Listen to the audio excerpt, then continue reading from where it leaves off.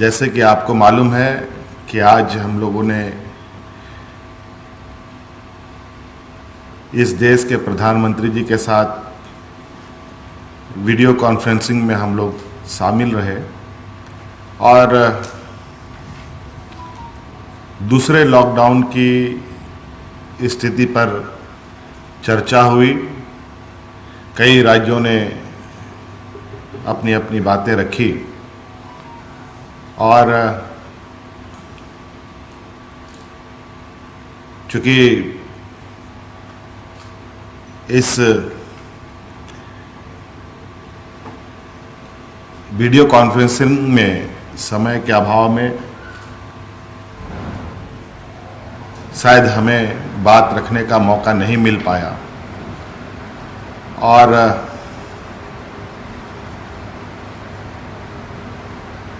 इसको लेकर हमने कल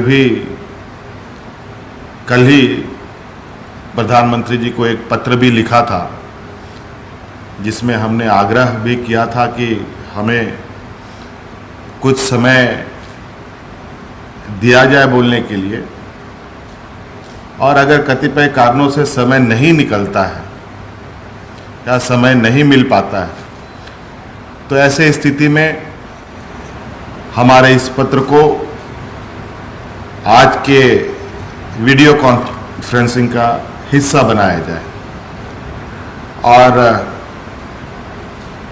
जो हमने पत्र लिखा है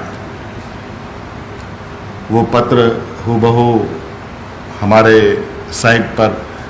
वेबसाइट पर अपलोड कर दिया गया है, जहां आपको उपलब्ध होगा। उसका कुछ सार मैं आपको बता देना चाह रहा हूं जो हमने मुख्य बिंदु उस पत्र में लिखा है।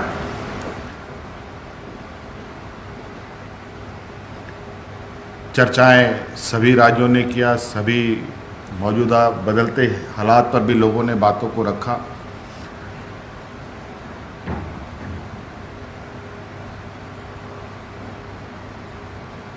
हमने जो पत्र लिखा है उसमें मूल रूप से जो हमने रेखांकित किया है कि झारखंड राज्य को भारत सरकार के द्वारा दिया जा रहा या देश को दिया जा रहा दिशा निर्देशों को अनुपालन करने में लगता है कि हमें इसकी सज़ा मिल रही है। हम झारखंडियों को इसका सज़ा मिल रहा है। वो आपके मन में सवाल होगा वो कैसे है। आपको मालूम होगा हम लगातार इस बात को कहते आ रहे हैं कि हमारे बहुत बड़े पैमाने पर इस देश के विभिन्न राज्यों में छात्र छात्राएं शिक्षा ग्रहण कर रही हैं। विभिन्न राज्यों में हमारे बड़े पैमाने पर लाखों की संख्या में मजदूर फंसे पड़े हैं और हम उनको लाना भी चाहते हैं, लेकिन भारत सरकार के गृह मंत्रालय से जो आदेश निर्गत हुआ है कि 3 मई तक अंतर राज्यों की आवागमन में पूरी तरीके से रोक है और उसमें जो भी उल्लंघन करेगा उस पर आपदा प्रबंधन कानून 2005 के तहत कार्रवाई भी की जाएगी। यह स्पष्ट रूप से हमें भारत सरकार का निर्देश है। हमने उन्हें पत्र के माध्यम से कहा है केंद्र सरकार द्वारा लगाए गए इस रोक के कारण हम बड़े पैमाने पर फंसे मजदूर छात्र छात्राओं को वापस नहीं ला पा रहे हैं, जबकि कुछ राज्य भारत सरकार के दिशा निर्देशों का उल्लंघन भी कर रहे हैं और इस पर केंद्र सरकार बिल्कुल मौन है। मैं थोड़ा सा इससे परेशान हूं आखिर ऐसा हो रहा है तो केंद्र सरकार मौन क्यों है, मैं ये जानना चाहता हूं। और अंतर्राज्यीय आवागमन भी हो रहा है, जो लगभग आपके चैनलों के माध्यम से, अखबारों के चैनलों के माध्यम से दिखाया भी जा रहा है, खबरों में छप भी रही है। अगर केंद्र सरकार को ऐसा लगता है कि प्रवासी मजदूरों को, विभिन्न राज्यों के छात्र छात्राओं को अपना घर वापस जाने देना चाहिए, तो मुझे लगता है इस पर केंद्र सरकार को कोई दिशा निर्देश जारी करना चाहिए। नहीं तो मुझे लगता है कि ये तो सरासर केंद्र सरकार के दिशा निर्देशों का उल्लंघन होगा। हमने यह भी कहा है कि राज्य सरकार अपने बल पर इतने बड़े पैमाने पर देश के विभिन्न राज्यों में, चाहे वो कोटा हो, हैदराबाद हो, बेंगलोर हो, उड़ीसा हो, बंगाल हो या और भी राज्यों में फंसे छात्र छात्राओं, मजदूरों को लाने में सक्षम नहीं है। ऐसी स्थिति हमारी नहीं है। अतः केंद्र सरकार एक तो पहले अपने आदेश को बदले ताकि हम वैधानिक तरीके से मजदूर छात्र छात्राओं को लाने का काम कर सकें, और हम कानून तोड़कर यह काम नहीं करना चाहते हैं। हमारा यही एक उद्देश्य है। दूसरी बात हमने कही है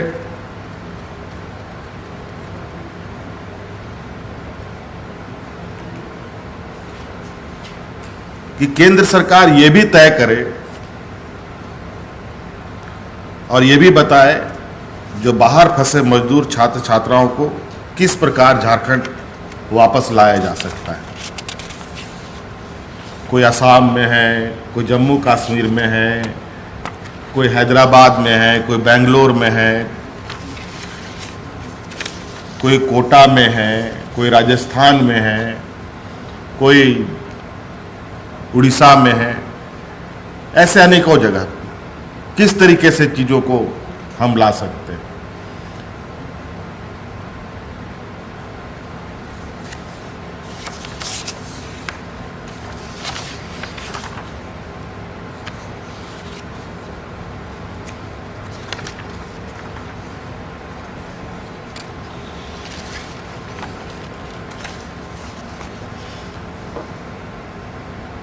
और हमने यह निर्णय लिया है कि केंद्र सरकार के निर्देशों का पूर्ण रूप से पालन हम करेंगे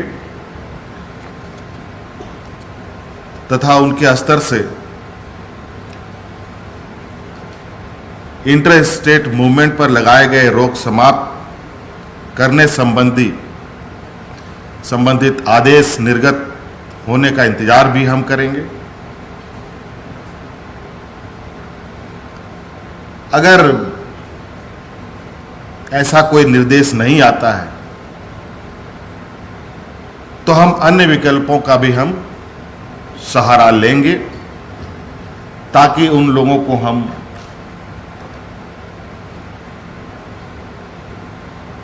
अपने राज्य में ला सकें।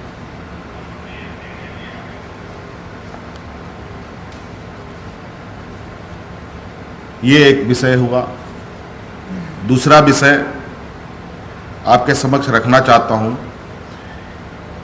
आपको मालूम है कि राज्य में कोरोना संक्रमित लोगों की संख्या बढ़ रही है, लेकिन इससे घबराने और चिंतित होने की आवश्यकता नहीं है।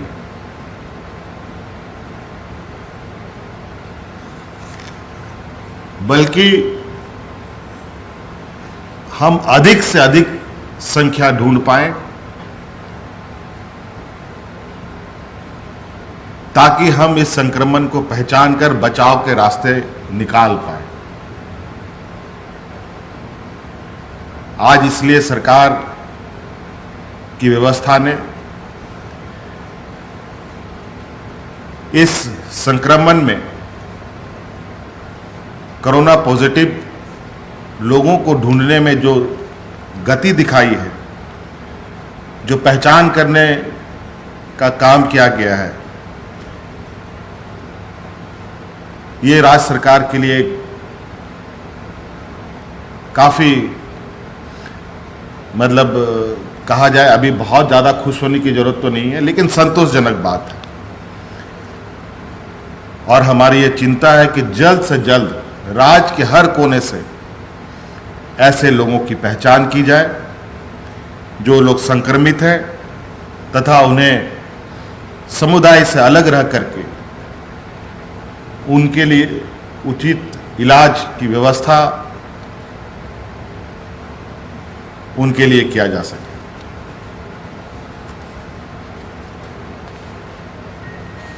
आज इस संक्रमण को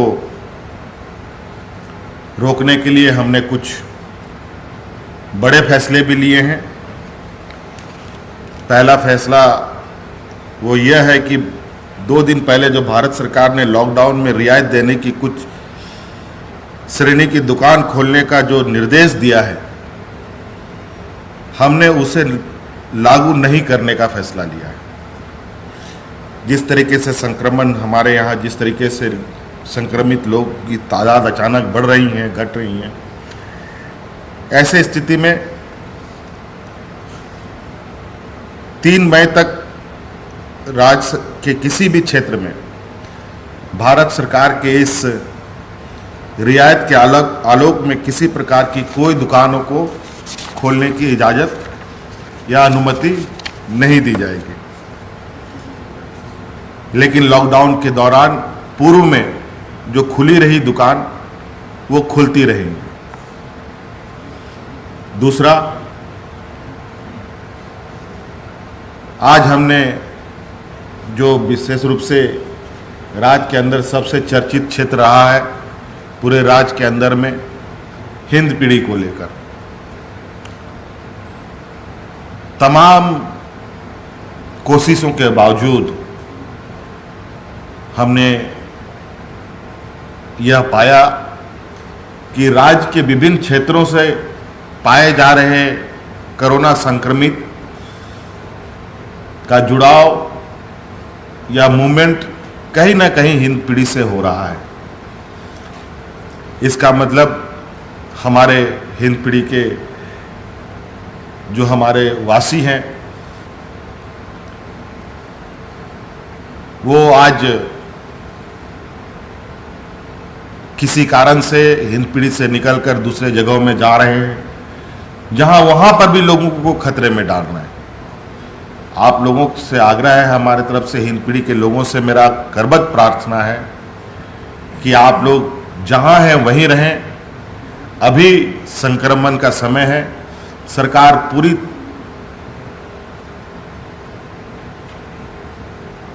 लगन के साथ आप लोगों के बीच में, आप लोगों के संक्रमण की स्थिति को जांचने परखने के लिए जांच दल जा रही है। लगातार दिन रात कर्मचारी, पदाधिकारी, डॉक्टर, नर्स लगातार आपके इन क्षेत्रों को कोरोना मुक्त करने की दिशा में आगे बढ़ रही है। और ऐसी हालात में आप इधर उधर जा कर के और भी लोगों को संक्रमित कर और भी जगहों को के लोगों की जान खतरे में डाल रहे हैं। कृपया ऐसा ना होने दें। आज ऐसी हालात को देखकर हमने ये निर्णय लिया है कि हिंदपीढ़ी क्षेत्र में अब सीआरपीएफ की निगरानी में वो क्षेत्र रहेगा और वहां पर पूरी तरीके से आवाजाही, जो बाहर कोई बेड़ो चला गया, कोई गढ़वा चला गया, कोई कहीं चला गया, ये अब इसे रोकना पड़ेगा, तभी हम ये संक्रमण में से लड़ सकते हैं। अब पूरी तरीके से ये रोक लग जाएगा। और इसके साथ साथ रांची के अंदर आने वाले, बाहर जाने वाले जितनी भी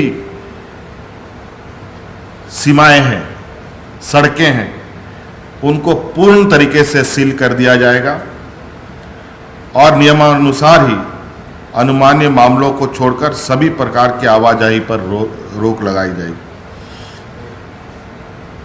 इसके लिए पुलिस बल की तैनाती करते हुए ये सारी चीज सुनिश्चित करने के लिए डीजीपी को आदेश दे दिया जा चुका है, मुख्य सचिव को आदेश दे दिया जा चुका है।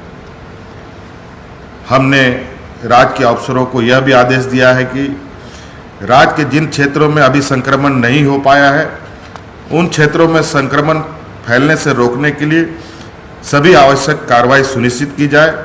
साथ ही यह भी आदेश दिया है संदिग्ध संभावित संक्रमण वाले क्षेत्रों पर नजदीकी निगरानी रखी जाए तथा उन क्षेत्रों में टेस्टिंग कार्य को तेजी किया जाए। 3 मई को लॉकडाउन समाप्त होने से पूर्व लॉकडाउन बढ़ाने के मामले में केंद्र सरकार द्वारा जो निर्देश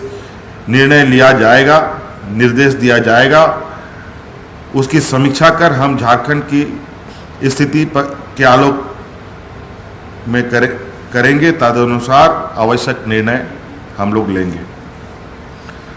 ग्रामीण क्षेत्रों में रोजगार के अवसरों का सृजन करने के लिए एक कार्य योजना तैयार की जा रही है, जिसके साथ ग्रामीणों को रोजगार उपलब्ध कराने का दिशा में आवश्यक कार्रवाई की जानी है। यह जरूरी है कि लॉकडाउन की स्थिति में गरीबों की आय सुनिश्चित हो, वे अपने परिवार का भरण पोषण कर पाएं। आज प्रधानमंत्री जी ने पोस्ट लॉकडाउन के हालात में क्या आवश्यक सुधार किए जाएं की चर्चा पर भी बल दिया है।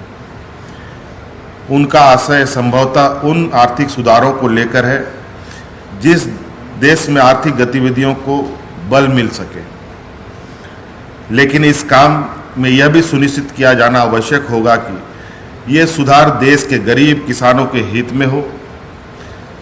गरीब किसानों एवं मजदूरों की आमदनी बढ़ाने वाले हर आर्थिक सुधारों का हमारी सरकार समर्थन करेगी। धन्यवाद।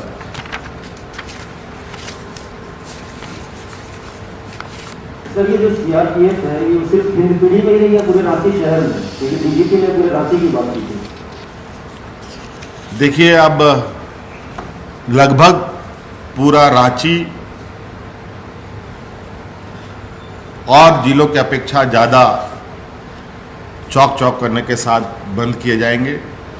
जहां मुख्य रूप से हिंदपीढ़ी तो पूरा का पूरा सीआरपीएफ के जिम्मे में रहेगा।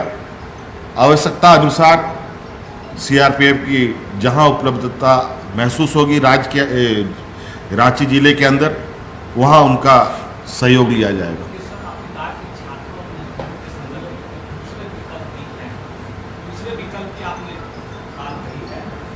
दूसरे विकल्प पर भी हम सोचेंगे छात्रों और मजदूरों के संदर्भ में। बीजेपी के कुछ नेता या सांसद लगातार सोशल मीडिया पर ये डाल रहे हैं, ट्विटर पर, कि कोटा के सांसद लोकसभा के स्पीकर से बात हो गई है, कोई भी अपने पेरेंट्स जाकर ला सकते हैं बच्चों को, सरकार मदद करे। हाँ, वो कह रहे हैं कि सरकार की मदद चाहिए, वहाँ लोग भेजने के लिए तैयार हैं। देखिए, लॉकडाउन का आदेश स्पीकर ने नहीं दिया है, ये भारत सरकार ने दिया है और भारत सरकार के आदेशों का अनुपालन राज्य सरकार कर रही है। आज नियमानुसार बिना उस आदेश को बदले मैं समझता हूं ये कार्य करना केंद्र सरकार के दिशा निर्देशों का उल्लंघन करना है। सर, आपने कहा कि अगर सरकार नई बात मानेगी तो दूसरे विकल्प होंगे। सर, वो क्या होंगे दूसरे विकल्प? दूसरा सवाल कि पिछली बार भी आपको बोलने का मौका, इंटरेक्शन प्रधानमंत्री ने आपके साथ बीसी में नहीं किया, क्या लगता है आपको कि बार बार ऐसा होगा झारखंड को अलग?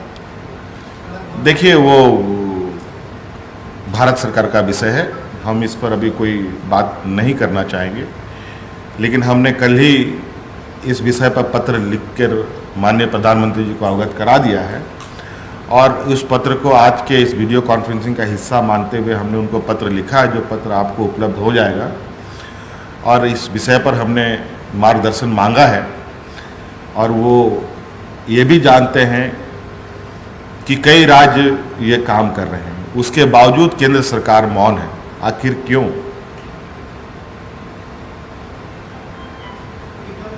आखिर क्यों? आप उधर से भी जानने का प्रयास कीजिए। हम अगर ऐसे ही सब चुपचाप चलेगा तो मैं समझता हूं कि ये जो लोग जो इस तरीके से हो रहे हैं, ये कानून का,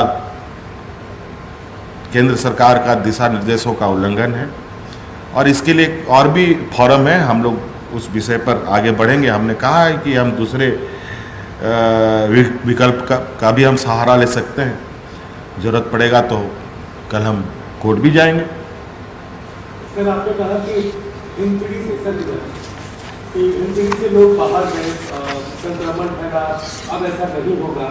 लेकिन सर, हिंदपीढ़ी को अगर छोड़ दिया जाए, उस हॉटस्पॉट को छोड़ दिया जाए, सदर अस्पताल से जो नर्सिंग स्टाफ से संक्रमित पाई गई, सर कहीं ना कहीं इसे चूक तो मानते हैं आप स्वास्थ्य महकमे? मित्रों, थोड़ा सा आप बात को इस तरीके से लीजिए कि आप अगर कहीं बाल कटाते हैं तो बाल का टुकड़ा आपके शर्ट पे नहीं लगेगा, ऐसा संभव है?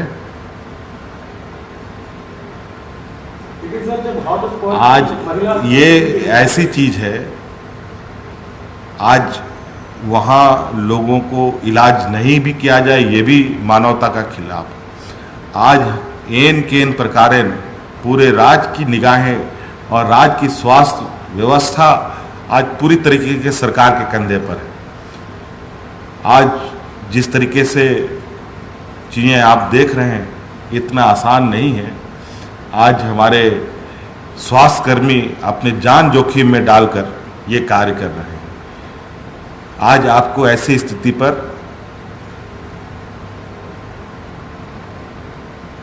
ऐसी चीज़ों को हमें गर्व महसूस होना चाहिए कि आज पूरा रिस्क के साथ लोग काम कर रहे हैं और पॉजिटिव काम कर रहे हैं।